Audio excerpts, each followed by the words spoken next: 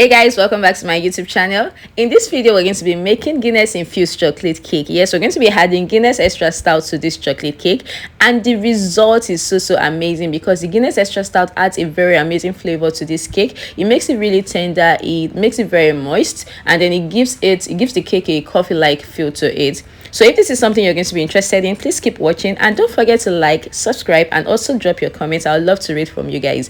So for this recipe, we actually need just 2 bowls. We're going to be adding all our dry ingredients in 1 bowl. So I call it a 1 bowl quick method because you're actually just basically adding your dry ingredients together and your wet ingredients together, and then you whip all together. And as a baker, like even if you don't have prior knowledge about cakes, you can actually whip this out. So first in a bowl, I'm going to be adding all my dry ingredients: my flour, my sugar, my unsweetened cocoa powder, my baking powder, baking soda, and my salt.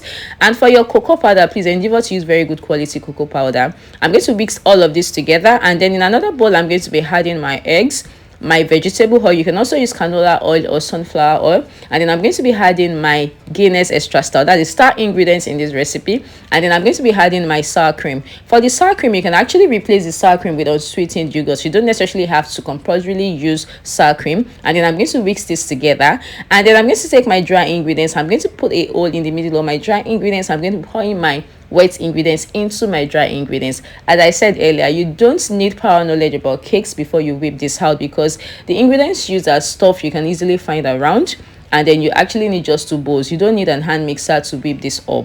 Now you make a hole in the middle of your dry ingredients and you pour your wet ingredients into it. Now do not make the mistake of adding your dry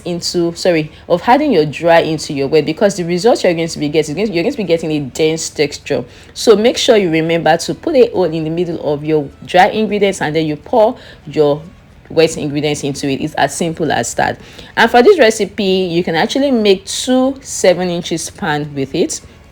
So you can see it's very easy to make. I'm going to be listing out the measurements in the description box, so do well to check the description box for the recipe guide for this recipe. All I did was I added my dry ingredients together in 1 bowl, and then I added my wet ingredients together in another bowl, and then I whipped all of it together. Will you be trying this out? Let me know in the comment section. Drop your comments. Let me know what you think about this recipe. So I'm going to be pouring my batter into 2 7-inch pan, and then I'm going to be baking it until a skewer inserted in the middle of the cake comes out clean.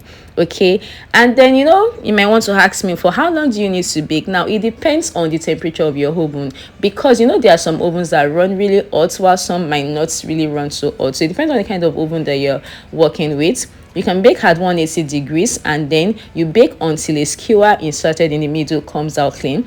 Our cake is ready. You can see it's actually really dark, and that's because of the addition of the Guinness Extra Stout. Really moist and really tender and full of amazing flavor. I'll see you guys in my next video. Bye.